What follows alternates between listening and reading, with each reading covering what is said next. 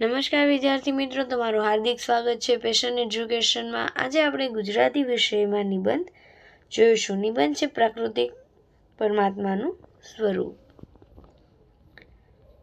ભારતને સમગ્ર સૃષ્ટિનું સર્જન કર્યું અને તેમાં પણ મહામૂલ્ય માનવીનું સર્જન કરી અને તેને સુખ, શાંતિ, સંપત્તિ અને પ્રસન્નતા માટે તેની જરૂરિયાતોને પૂરી કરવા માટે પ્રકૃતિનું સર્જન કરીને આપણા પર મહાન ઉપકાર કર્યો છે।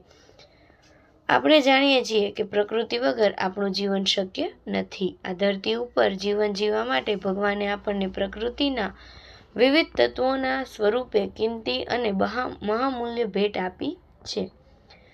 માણસથી લઈને સમગ્ર જીવસૃષ્ટિ કુદરતને પ્રકૃતિની આભારી છે। આ જીવસૃષ્ટિને ટકાવી રાખવા માટે ઋતુચક્ર, આબોહવા, પર્વતો, નદીઓ, તળાવ, સમુદ્રો, જંગલો, વનસ્પતિ, ફૂલ, ખનિજો, પહાડ, વાતાવરણ વગેરે પાયાના પરિબળો છે।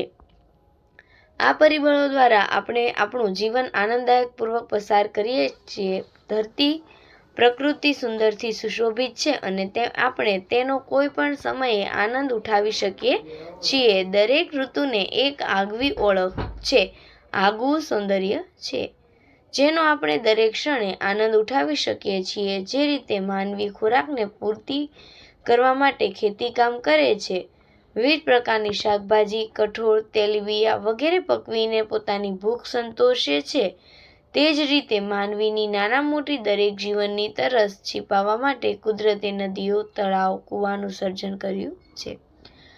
પ્રકૃતિમાં અપાર વૈવિધ્ય રહેલું છે। કુદરતે પ્રકૃતિના રમ્ય અને રૌદ્ર બંને સ્વરૂપની રચના કરી છે।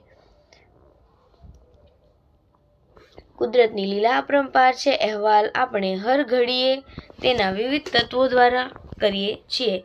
આદિમાનવ ભલે અભણ હતો, તેમના અક્ષરજ્ઞાન ન હતું, પણ દીર્ઘદ્રષ્ટિ હતી। તે પ્રકૃતિ તેના વિવિધ તત્વોનું મહત્વ સમજાવતો થયો અને તેનું રક્ષણ પણ કરવા લાગ્યો।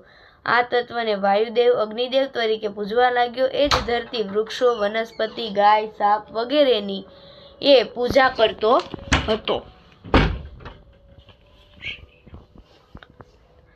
વનસ્પતિઓ, ફૂલ, ફળ વગેરેનો ઔષધિ તરીકે ઉપયોગ કરતો હતો। આજે પણ આપણે ઘણીવાર દવાખાનાના આટાફેરા મારીને થાકીએ છીએ અને કોઈ જ પરિણામ મળતું નથી, ત્યારે આપણે પ્રકૃતિના શરણે જઈએ છીએ, વિવિધ જડીબુટ્ટીઓને દવા તરીકે ઉપયોગ કરીએ છીએ અને આપણે ચમત્કાર થાય છે। ઘણા વૃક્ષોના મૂળિયા, છાલ વગેરેનો પણ આપણે ઔષધિ તરીકે ઉપયોગ કરીએ છીએ। વિવિધ ફૂલોનું પણ આપણે દવા તરીકે ઉપયોગ કરીએ છીએ। જેમ કે ઉનાળાના બળબડતા તાપમાં આપણને લૂ લાગે છે, ત્યારે કેસુડાના ફૂલોના પાણીથી બોળી અને તેનાથી નાહીએ છીએ। ખાટી આંબલીનું શરબત પીએ છીએ, જે આપણને ઠંડક આપે છે। આપણે તો ઘણી બધી વનસ્પતિઓ આપણી આસપાસ પથરાયેલી છે, જેનો ઉપયોગ કરીને આપણે સાવ સાજા થઈ જઈએ છીએ અને એ પણ મફતમાં।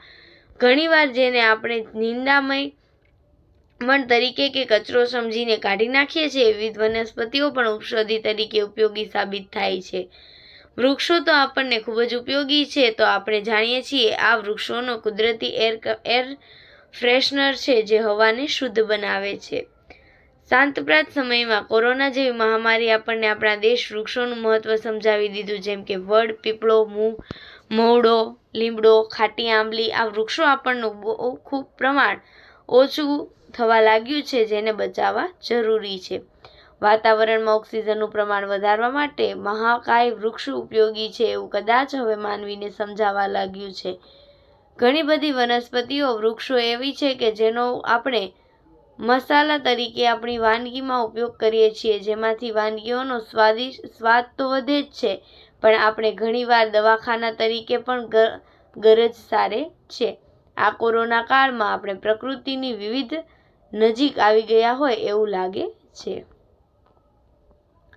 કારણ કે કોરોનાની દવા હજુ સુધી શોધાઈ નથી અને તેમણે આપણે ઘણા દેશી ઉપચાર અજમાવ્યા છે, જેમાંથી તો ઘણી વનસ્પતિ આપણને જાણવા પણ ન હતી। પ્રાણીઓ પણ આપણને ઘણી રીતે ઉપયોગી છે, ખાસ કરીને ગાય, ભેંસ, બકરી, ઊંટ, બળદ વગેરે બીજા પ્રાણીઓ। એમાંય ખાસ કરીને ગાયને તો આપણે માતા તરીકે પૂજીએ છીએ, ગાયનું દૂધ સર્વોત્તમ ગુણકારી માનવામાં આવે છે. ગૌમૂત્ર પણ ખૂબ જ ઉપયોગી છે, જેને દેશ ઉપચાર તરીકે બધા રોગોનો દૂર ઉપયોગ થાય છે. અને ગૌમૂત્રનો ઉપયોગ જંતુનાશક દવા તરીકે તેઓ ગાય, ભેંસ, ઘેટા, બકરીની લીંડીનું છાણ કુદરતી ખાતર બનાવવામાં આવે છે. આજના સમયમાં જોઈએ તો ઘણા બધા ખેડૂતો આ બધાનો ઉપયોગ કરી ઓર્ગેનિક ખેતી કરવા તરફ વળ્યા છે, જે ખૂબ સારી વાત છે.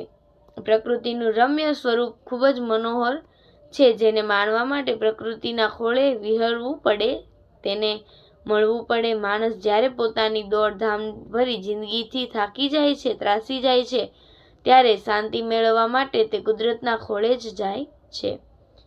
ત્યાં તેને અપાર શાંતિ મળે છે, નવી તાજગી અને સ્ફૂર્તિનો અનુભવ થાય છે. ગાઢ જંગલોમાં ફરવાથી, નાના મોટા પહાડો પરથી પડતા ઝરણાના પાણીને જોવાથી, એનો આનંદ સાંભળવાથી, તેના પાણીમાં નહાવાથી, પાણીમાં પગ રાગી ઊભા રહેવાથી, નદીઓમાં નાવડીઓમાં બેસીને પ્રકૃતિનું રમ્ય સ્વરૂપ ખૂબ જ મનમોહક હોય છે.